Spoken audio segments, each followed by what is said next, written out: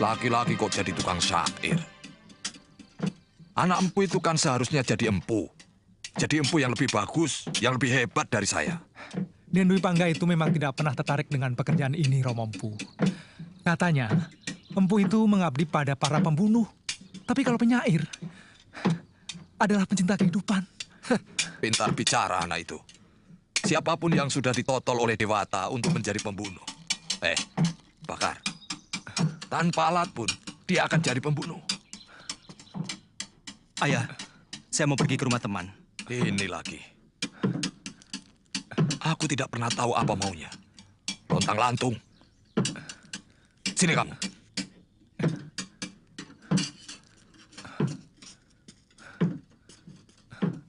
Di sini tempatmu. Bara api dan besi akan menempa dirimu menjadi manusia tangguh. Paham? Bagus. Menjadi empu itu tidak hina. Bahkan para kesatria menaruh hormat. Ini adalah pekerjaan orang-orang mulia.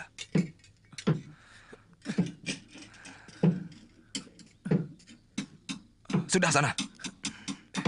Baik, Ayah. Mereka tidak sadar bahwa kehormatan keluarga, kecukupan harta yang mereka nikmati dari bayi, adalah karena kemampuanku dalam membuat senjata. Keberhasilan para narapati serta senopatiku yang gagah berani itu tidak akan mulus tanpa memiliki senjata pusaka. Untuk itu, aku sangatlah menghargai empu yang dengan sangat tekun telah menciptakan senjata-senjata pusaka untuk mereka. Untuk jasanya yang tidak terkira itu, aku hanya bisa memberi hadiah yang nilainya jauh lebih sedikit dibanding rasa terima kasihku yang hampir tidak bisa diukur dengan angka. Empu Hanggareksa, mendekatlah padaku untuk mendapatkan sedikit anugerah dariku.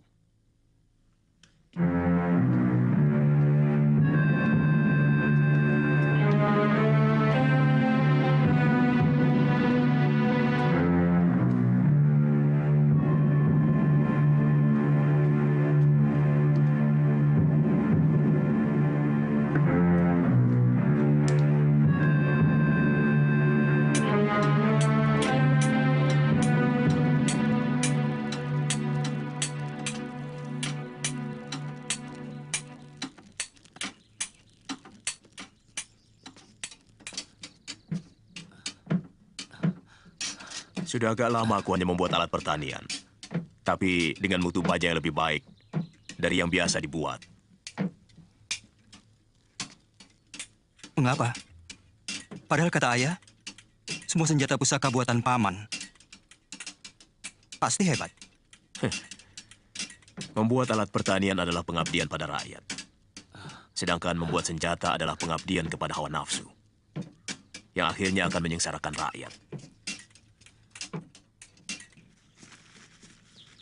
Tetapi yang saya tahu, pada saat ini masih banyak para pendekar yang menjadi begundal-begundal para hartawan yang jelas-jelas memeras rakyat, Guru.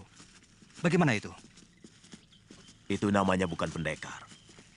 Karena seorang pendekar itu pembela kaum lemah. Dan sangat setia pada keadilan, kepada negara. Setiap orang bisa saja memiliki ilmu kanuragan dan kedikdayaan. Tapi tidak setiap pemilik ilmu itu adalah pendekar.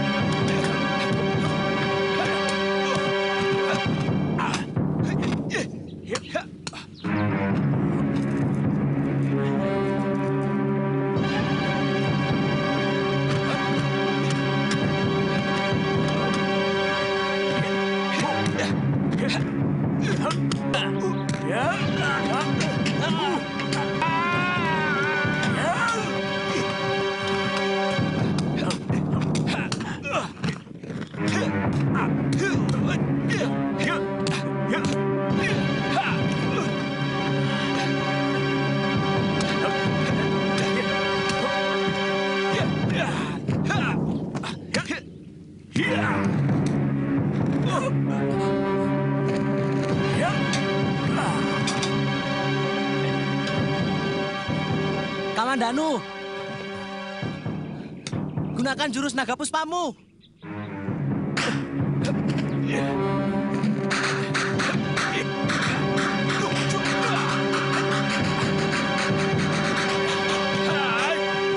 Kamandanu, jadikan angin dan hawa untuk menahan tubuhmu.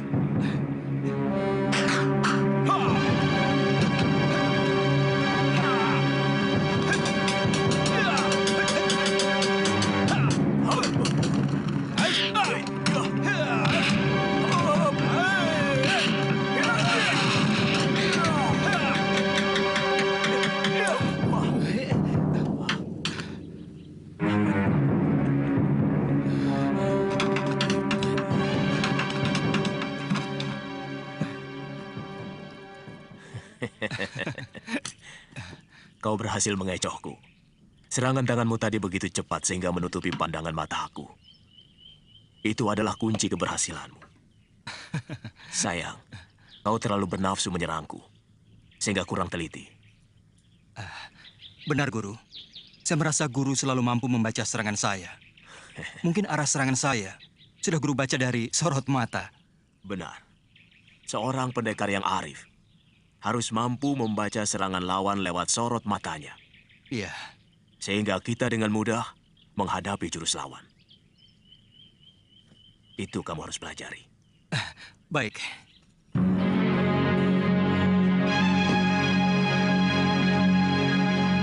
Alangkah besar anugerah Baginda terhadap kita.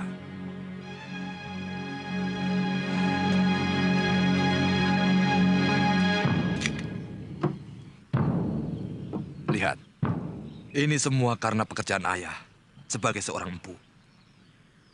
Itulah sebabnya, mengapa ayah mau supaya kau, juga Kamandanu, meneruskan pekerjaan ayah. Bahkan seorang adipati pun belum tentu menerima anugerah sebanyak ini.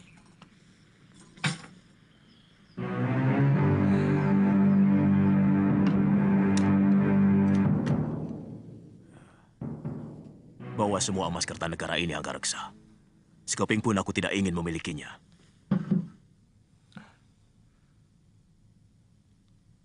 Jangan berlebihan, Kakang. Aku tidak mau mengangkangi semuanya. Karena di sini ada hak Kakang. Banyak senjata pusaka ciptaan Kakang yang dikirim ke Singasari melalui tanganku. Semua aku kerjakan untukmu. Bukan untuk Kertanegara, karena kamu adalah adik seperguruanku. Dan ku minta agar kamu tidak berusaha untuk merubah sikapku yang tidak suka kepada kebijaksanaan Sang Prabu. Baik, kita sudah sangat berselisih jalan. Ya, bahkan kita sudah berselisih paham. Kau sudah mulai silau oleh Gemilang Emas. Kakang, selama uang ini bukan hasil rampasan, aku tidak pernah merasa malu menyimpan hartaku yang kudapat dari keahlian dan tenagaku sendiri. Selamat tinggal, Kakang.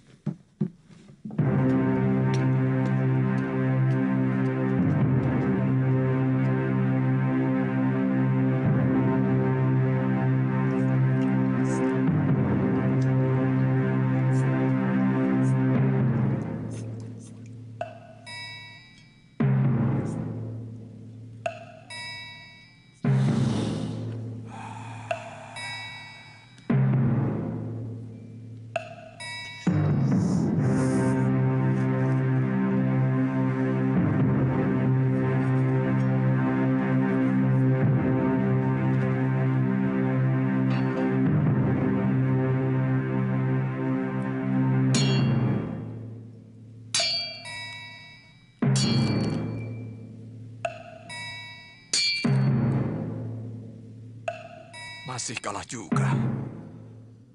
Benar-benar ilmu Kakang Ranubaya masih lebih tinggi.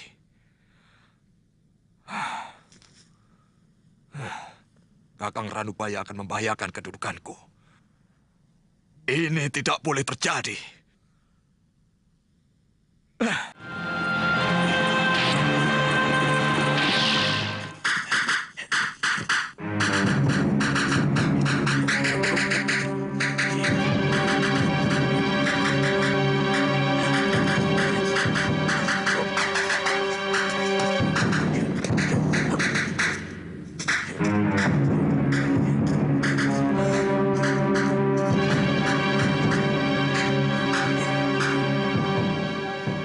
perhatikan baik-baik. Akan kuperlihatkan beberapa jurus pedang naga puspa.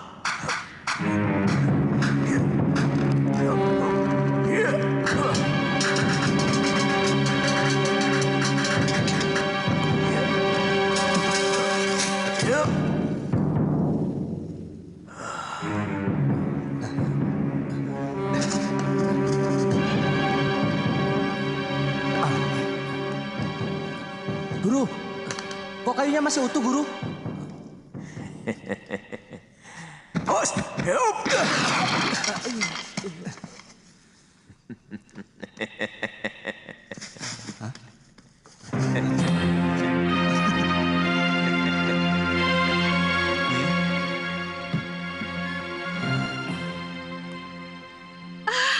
Nyi Dan Ronggot, bagus.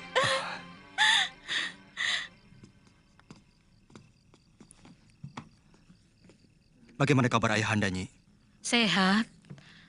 Tapi akhir-akhir ini Gusti Sepuh sering mengurung diri di kamar pengisian. Nyai tidak tahu kenapa Gusti Sepuh sering murung. Mungkin memikirkan kamu.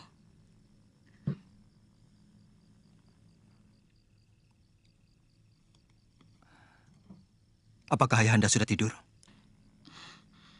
Gusti Sepuh tidak pernah tidur sore. Datanglah dan minta maaf. Iya, iya, Nyi.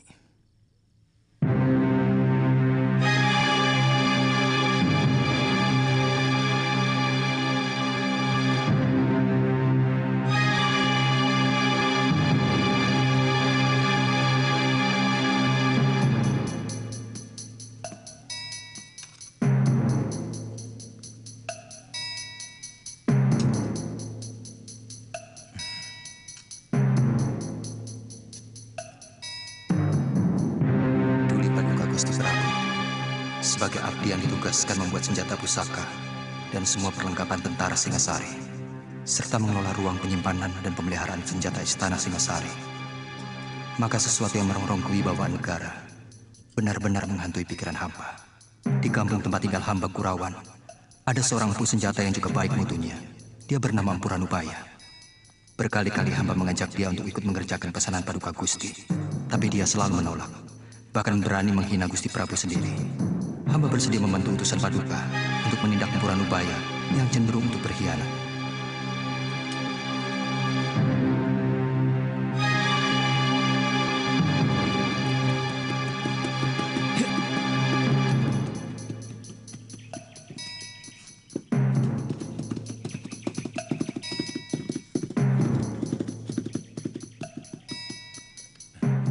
Bicik. Masalah keris Empu Gandring sudah lama selesai. Wadal sudah cukup. Bahkan ayahandaku sendiri juga telah menjadi korban. Mulai dari Eyang Tiriku, Ken Arok, Anusapati, Toh Jaya, dan Ranggawuni ayahku, semua telah menelan kutuknya. Ampun, Gusti. Itulah ketupetan Ranubaya. Hamba sudah berusaha meluruskannya, tapi dia tetap dengan pendiriannya.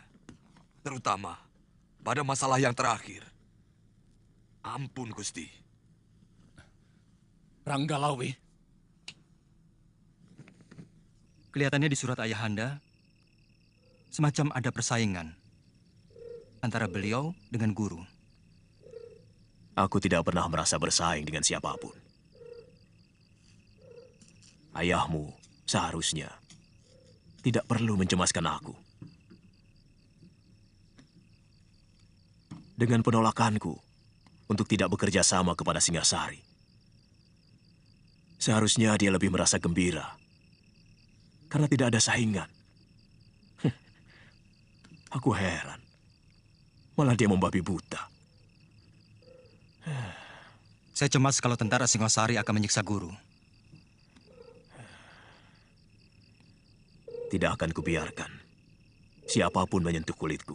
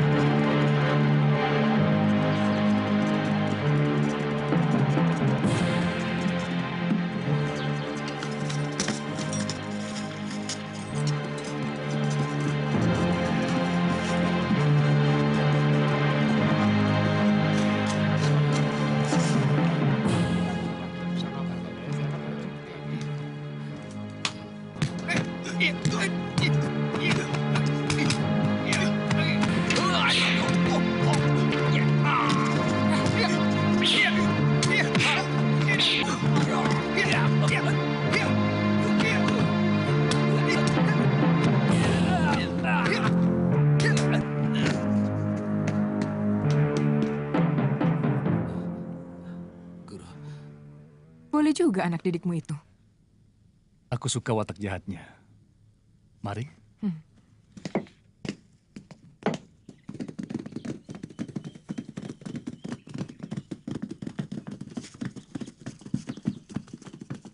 Kelihatannya sudah mulai sore.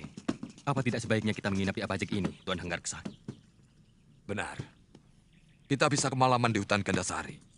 Saya pikir lebih baik kita menginap di sini. Tapi semuanya terserah pada Tuan Ranggalawe. Cari penginapan yang terbaik.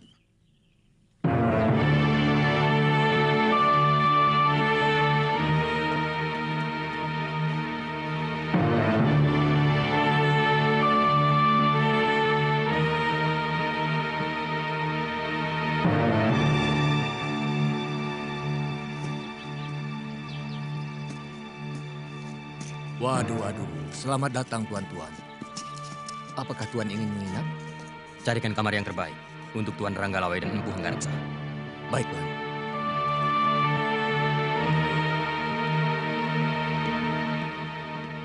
Ada apa, Lejong? Matamu seperti mau melompat keluar. Guru, ada orang Singasari yang dulu pernah mau saya rampok. Sekarang, saya mau merampoknya lagi. Sampai berhasil. Tidak boleh tidak, Guru. Orang Singasari. Silakan tuan-tuan istirahat di sana. Tempatnya sudah tersedia. Yang tinggi besar itu, namanya Ranggalawe. Dia salah satu perwira Singasari yang cukup tangguh.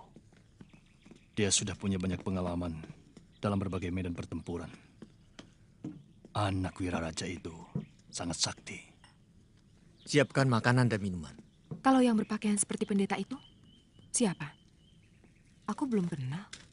Kemungkinan dia seorang empu keris. Kalian masih kenal saya? Tentu. Kamu adalah kelas kambing yang pernah mau merampok kami. Dan sekarang, saya mau minta semua harta yang kalian bawa. Jangan main-main. Kumpulkan seluruh uang kawan-kawanmu. Katakan pada mereka, aku sangat butuh.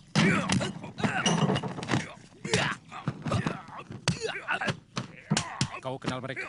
Ya, dulu pernah mau saya buntungi kedua tangan mereka. Saya harus menghukum kedua orang itu.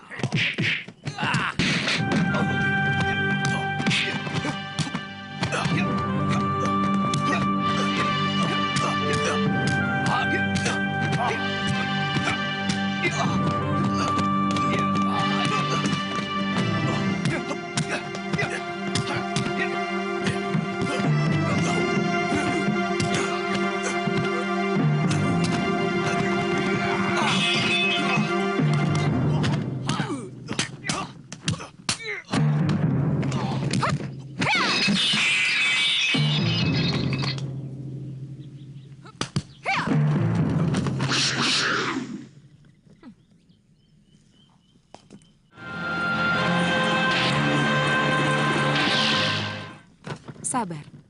Kenapa tiba-tiba tuan yang terhormat ini menyerang dia? Mereka mau merampok kami. Dan ini benar-benar satu penghinaan langsung kepada tentara Singasari. Benarkah kamu mau merampok mereka, Jaran? Bohong, Guru. Saya tidak pernah bilang mau merampok. Saya minta secara baik-baik seluruh harta mereka. Nah, mereka kan hanya mau meminta. Kalau tuan mau memberi, ya silakan. Kalau tidak mau, jangan langsung main cabut keris. Saya kira yang punya keris bukan hanya tuan saja. Jadi kalian menantang? Namaku Dewi Sambi. Saya yakin tuan sudah lupa. Maklum, orang penting selalu lupa akan nama. Padahal dulu kita sudah saling kenal, bukan? Buat apa mengenang nama macam kalian? Kata-kata terakhir tuan sudah cukup menghina saya. Benar, penghinaan tak bisa diterima. Dan sejak kecil saya sudah bersumpah untuk menghukum orang yang berani menghina saya.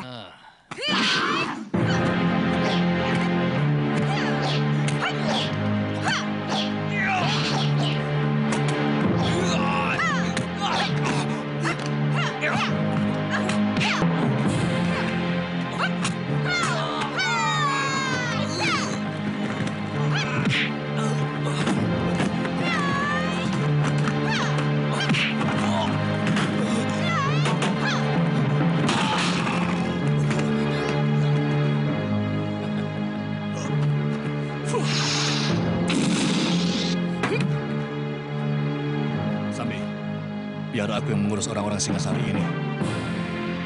Kau cepat susul orang yang tadi.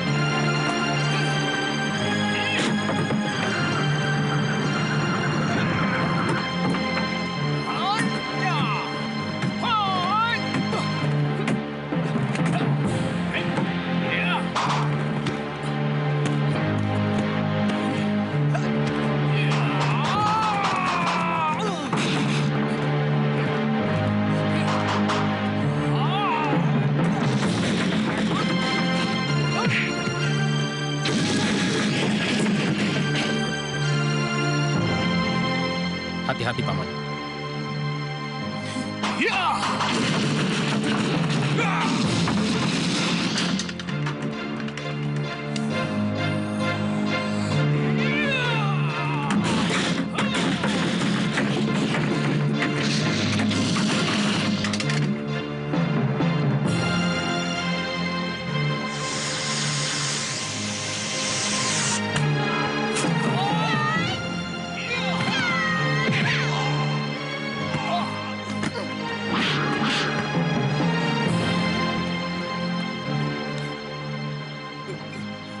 Selamatkan nyawanya, Paman. Biar aku yang menghadapi mereka.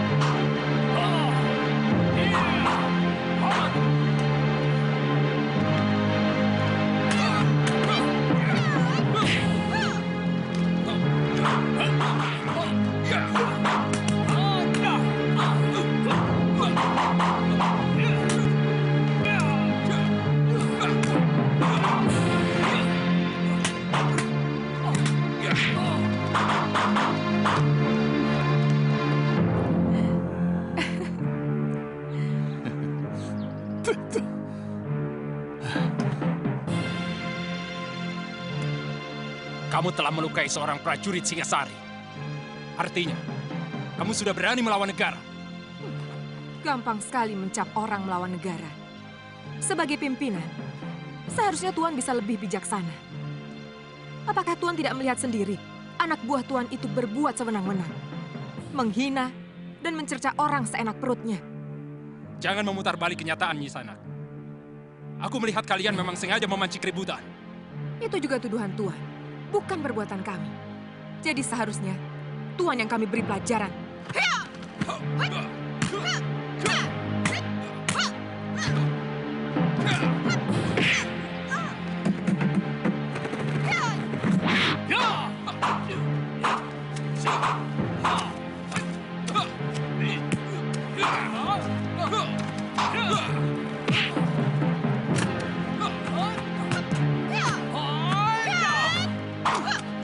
Yeah.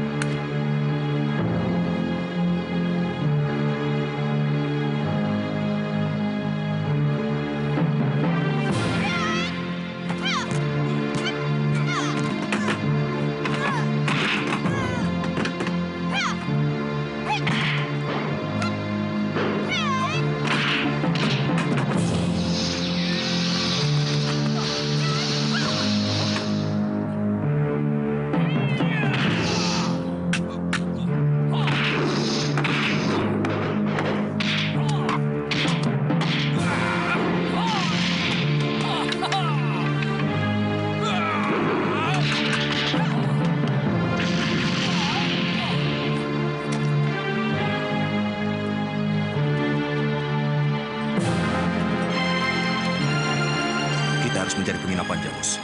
Daripada nanti kita kemalaman. Di sini ada, Gusti Pati.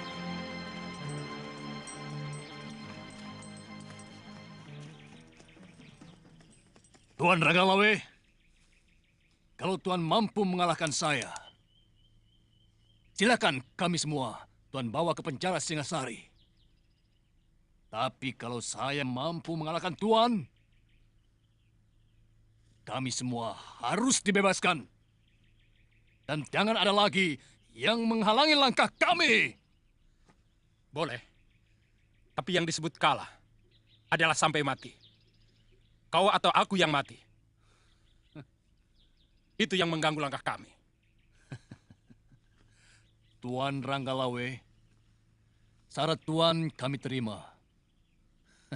Tapi jangan salahkan saya kalau Tuan mati lebih dulu.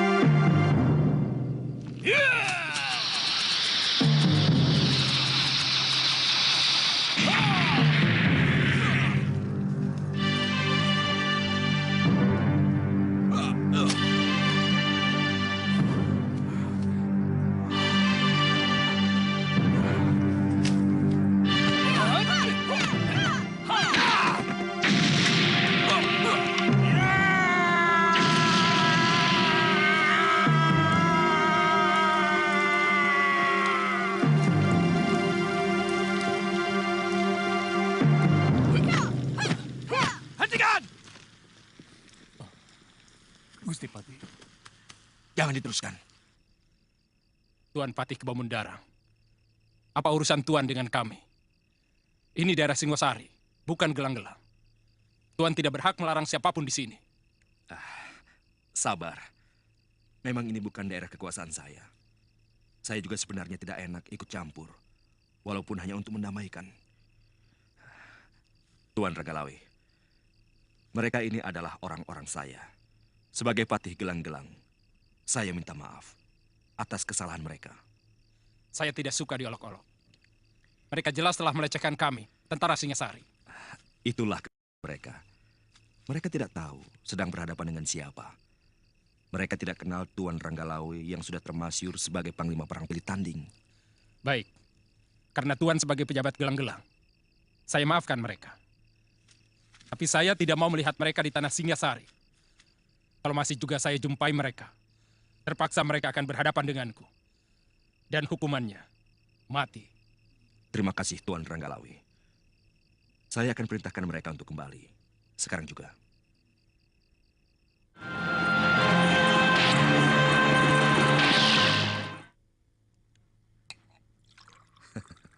Aku tahu, kalian pasti kecewa. Biasanya seorang pendekar akan selalu penasaran bila menghadapi pendekar lain yang mumpuni. Tapi kali ini, aku minta kalian benar-benar menyadari ada kepentingan yang lebih besar dari sekedar mengalahkan Ranggalawe.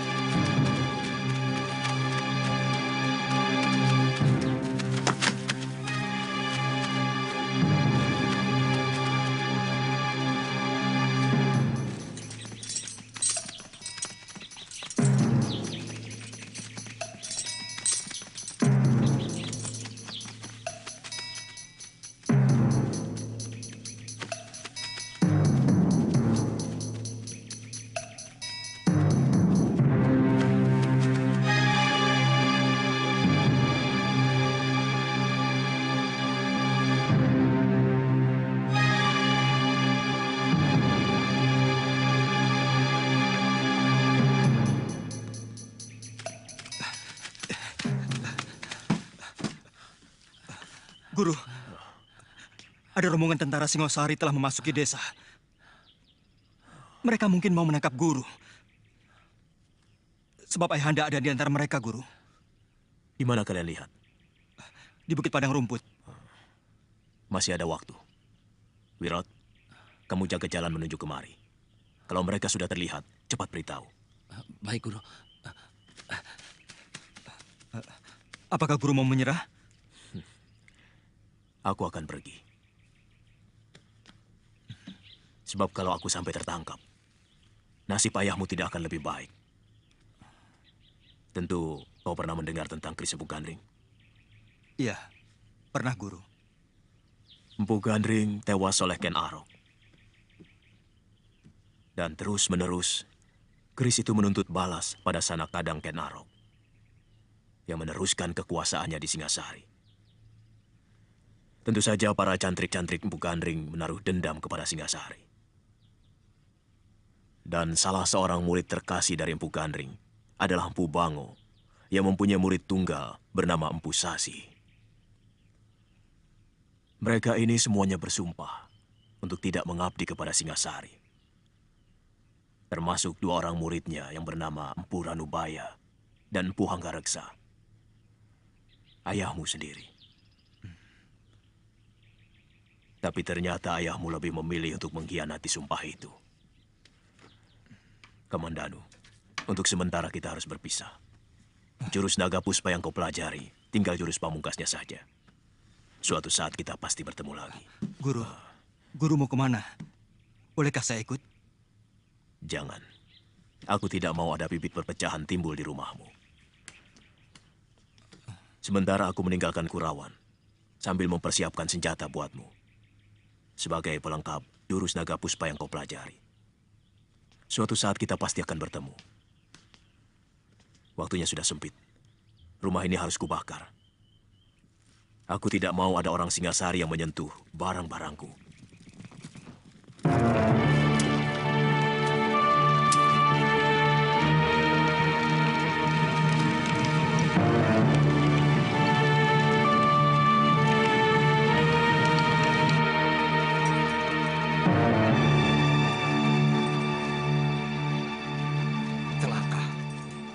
Ada apa, Tuan? Rumah Ranubaya terbakar. Pasti ada yang tidak beres.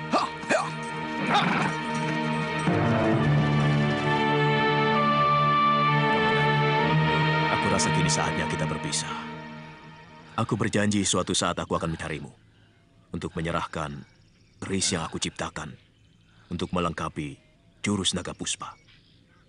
Aku minta kamu harus mengamalkan ilmu itu. Untuk membela kaum yang lemah. Baik, Guru.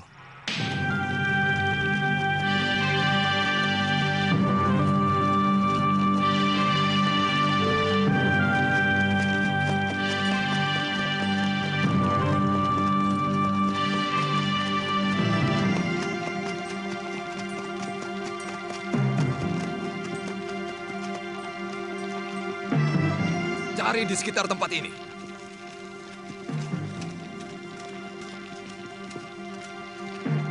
Pasti ada yang memberitahu. Apakah Tuan pernah menceritakannya pada seseorang? Bahkan pada anakku sendiri pun tidak.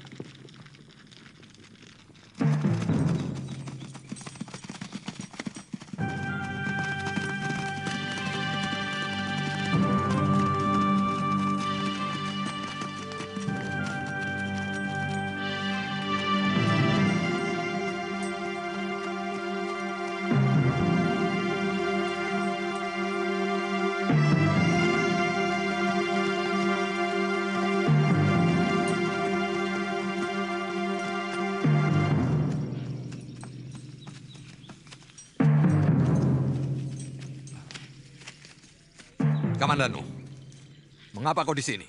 Mengucapkan selamat jalan pada Paman Ranubaya, Ayah. Rupanya selama ini kau minggat kemari. Saya nggak suka beruh di sini, Ayah.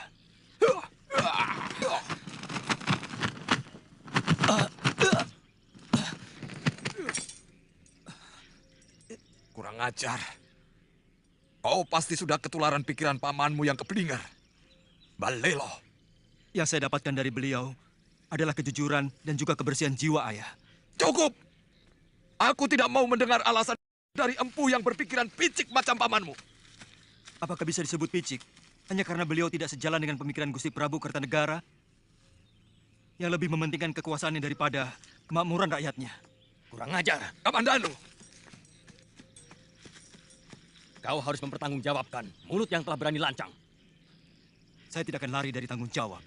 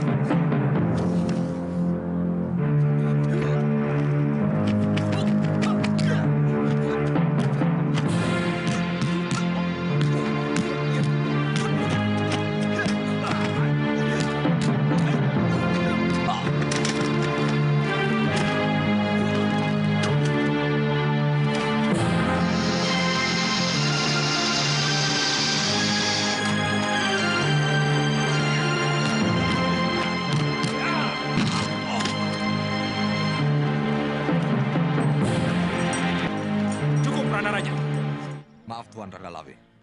Biarkan saya yang membunuh anak saya sendiri. Dia memang patut untuk dibunuh. Saya menyesal. Mengapa dia justru mengikuti kesesatan Ranubaya? Paman Empu tidak usah cemas. Aku tidak menyalahkan Paman. Aku malah tertarik pada keberaniannya. Tapi saya malu, Raden.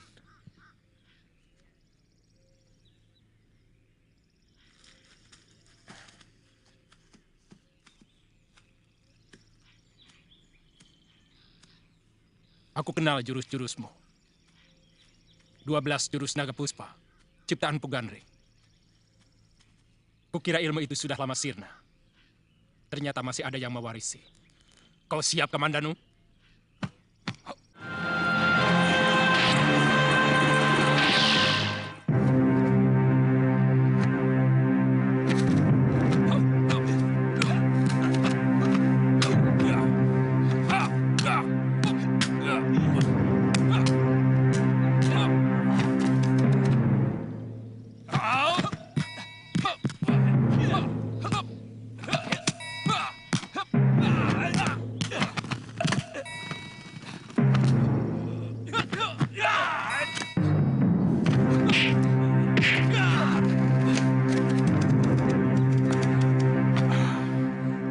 Saya yakin kau titisan Pugandring.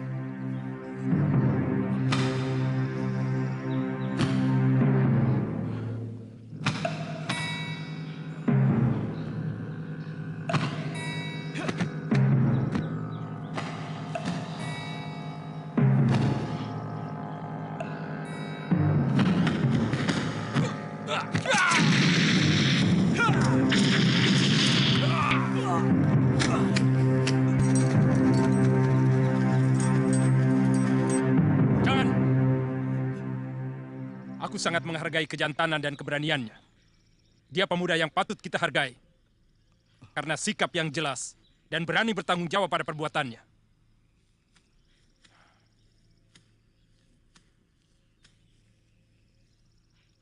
Makan obat itu untuk menghentikan darah dan mengeringkan luka dalammu. Bunuh saja sekalian anak itu, Tuan Ranggalawe. Saya merasa gagal punya anak seperti ini. Dia berbakat menjadi seorang pahlawan. Karena dia setia pada sikap. Kamandanu, kau kuampuni. Kau boleh pergi sesuka hatimu. Dan yang perlu kau camkan adalah, kau boleh benci pada siapapun. Tapi belalah negerimu. Terima kasih, Gusti. Maafkan saya, Ayah. Maafku sudah kering. Diserap oleh kekecewaanku padamu. Kau terlarang untuk datang ke rumahku, bahkan ke desa Kurawan ini. Pergilah. Ikuti terus jalan pikiranmu yang liar tanpa kendali itu. Sudah lama aku merasa tidak punya anak seperti kamu. Tidak apa-apa, Ayah. Saya akan tetap merasa bahwa saya anak Empu Hanggareksa.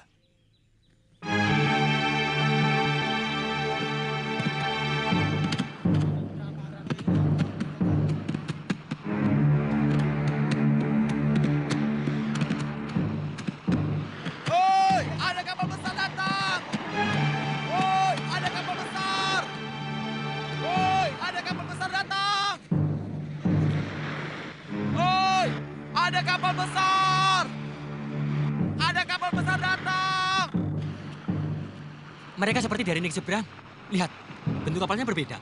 Lihat ujungnya seperti naga. Mungkin dari negeri naga. Cepat, panggil Gusti Adipati. Sudah, Kemi dan Nunu sudah ke sana.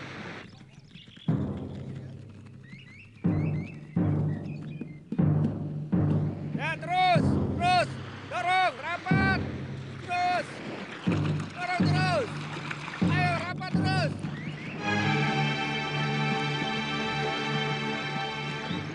Raden tahu mereka itu dari mana? Ya, saya pernah mendengar cerita bahwa orang yang bermata sipit dengan pakaian yang indah gemerlapan itu pasti orang daratan Cina.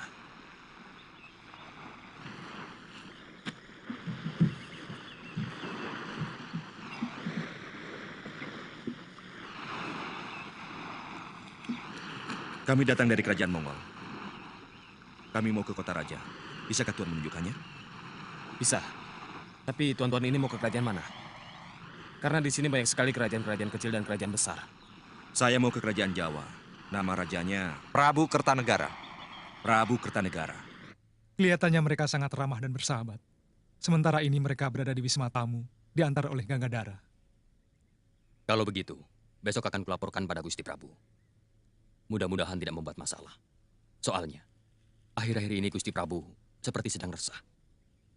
Aku yakin akan terjadi hal yang mengagetkan. Kalian tahu, sejak dulu Maharaja Genghis Khan, penguasa negeri Tartar itu, ingin sekali menguasai kerajaan di bumi Jawa ini. Tapi belum terlaksana. Jangan-jangan utusan itu akan menantang Singasari.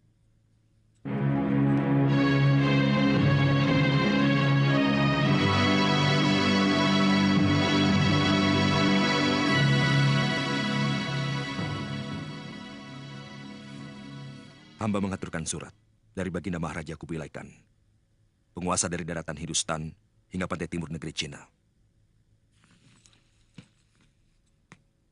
Baca surat itu, Wijaya.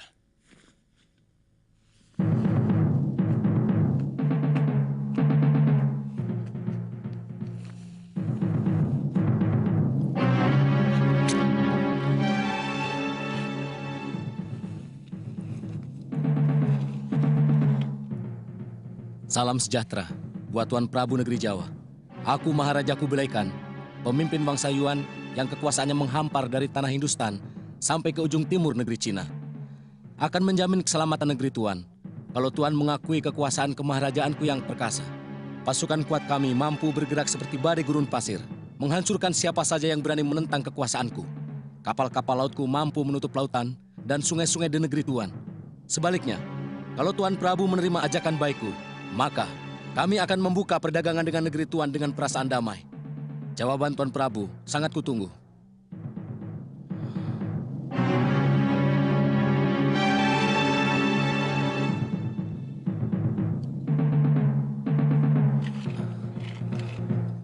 Sebagai utusan, hamba menunggu jawaban dari Sang Prabu.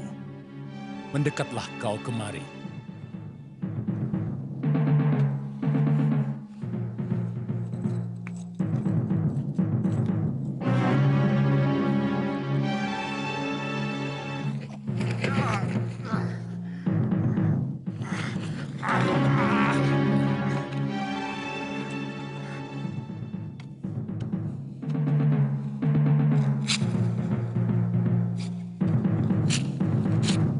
Itulah jawabanku. Katakan pada rajamu prajurit-prajurit Singasari bagaikan gunung karang yang sanggup menahan angin taufan sedahsyat apapun.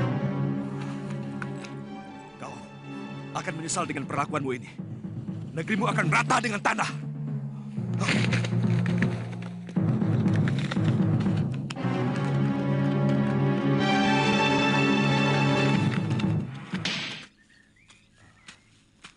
Sedang apa, Mbok? Jemur gaplek. Kok seperti bukan orang sini? Betul, saya ini orang kabur kanginan. Boleh saya minta airnya untuk membasahi tenggorokan saya? Oh, ya tentu. Nah, itu gentong berisi air. Buat siapa saja yang haus. Silakan. Iya, iya.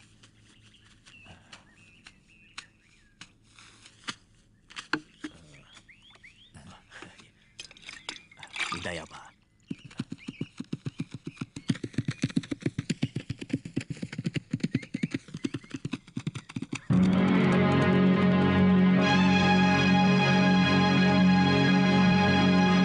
Awas, ya.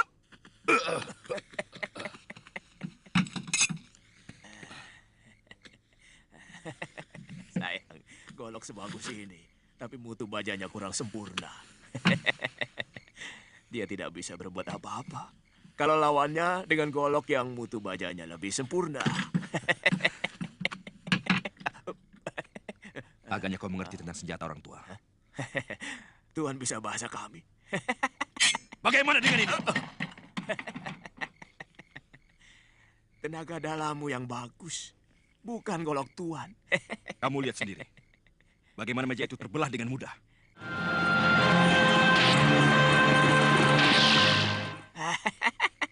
Meja itu terbuat dari kayu.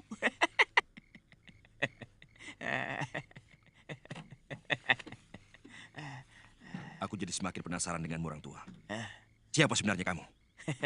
Saya? Saya adalah empu, pembuat senjata. Jadi saya tahu mutunya dan bagaimana sepuhnya. Saya akan buktikan bahwa senjata Tuhan tidak bermutu. Ayo ikut saya.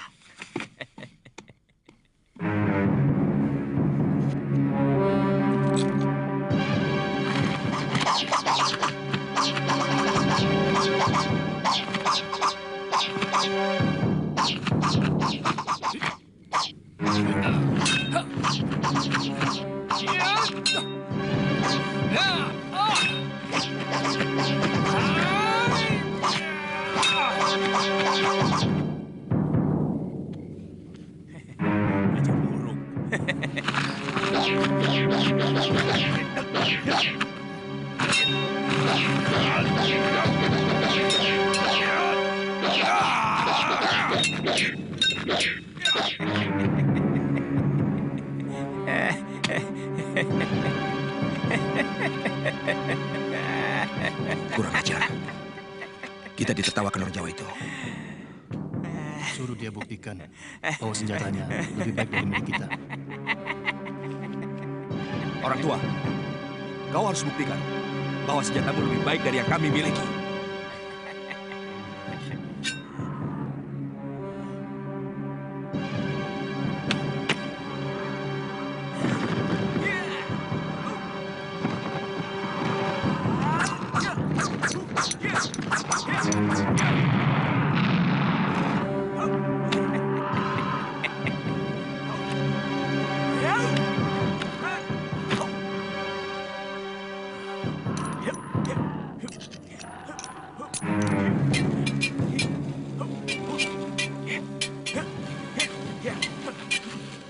Cukup!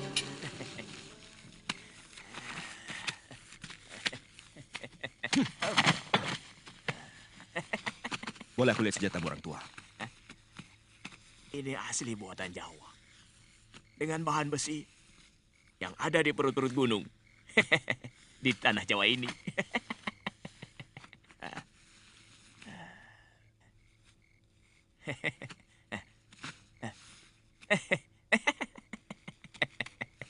Luar biasa.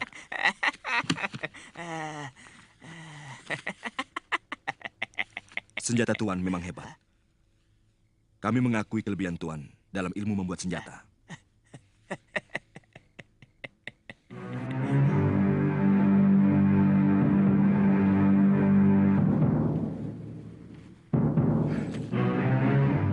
Belum ada tanda-tanda dia muncul. Jangan-jangan dia tertangkap. Kelihatannya orang tua aneh itu bukan orang sembarangan. Wong Chow juga bukan orang sembarangan. Racun penenangnya sangat ampuh.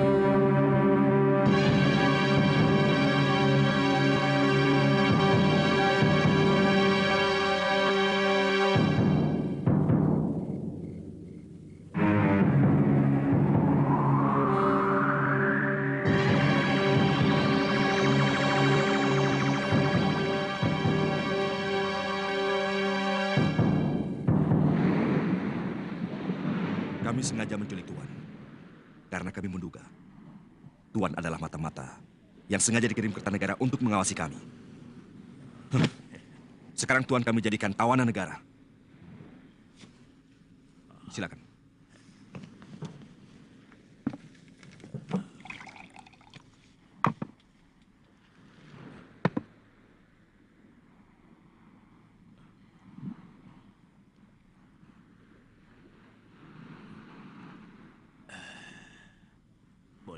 Tidak. Aku tahu. Tuan pasti ingin melupakan bahwa Tuan sedang menjadi tawanan kami.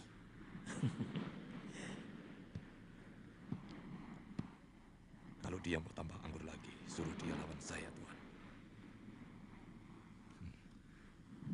Kau bisa mendapatkan anggur itu kalau kau berhasil merebutnya dari tangan Tuan Chen Pi.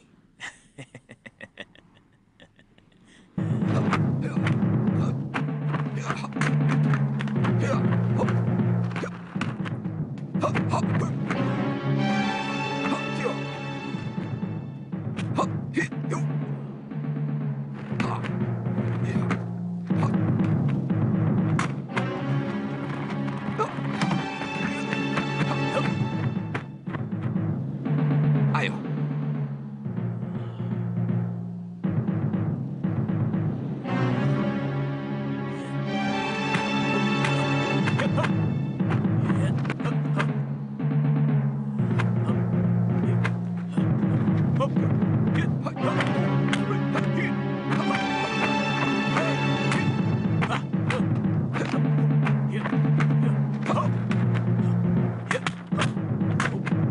Biasa. Itu pasti baru jurus-jurus dasar dari kungfu. Aku yakin dia pasti bisa merebutnya.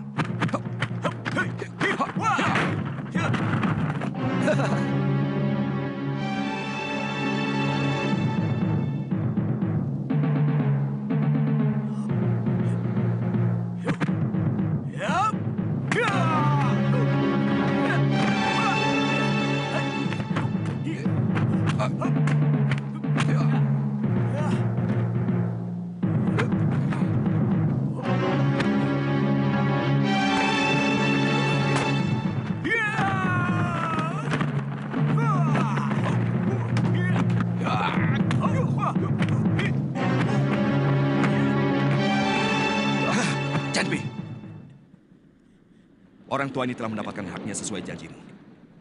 Kau harus jujur.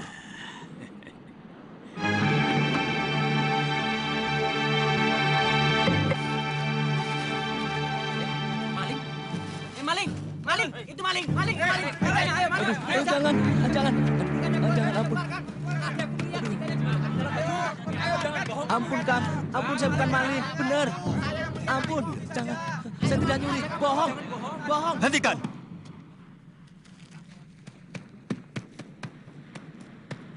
Saya akan bayar semuanya, apa yang telah diambil.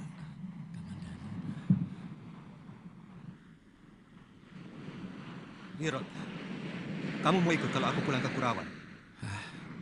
Tidak, Kamandanu. Saya mau di sini saja. Saya mau menunggu sampai guru pulang. Ada yang bilang guru telah dibawa oleh kapal dari seberang. Yang pelautnya bermata sipit. Itu orang-orang dari Kitai Nagari.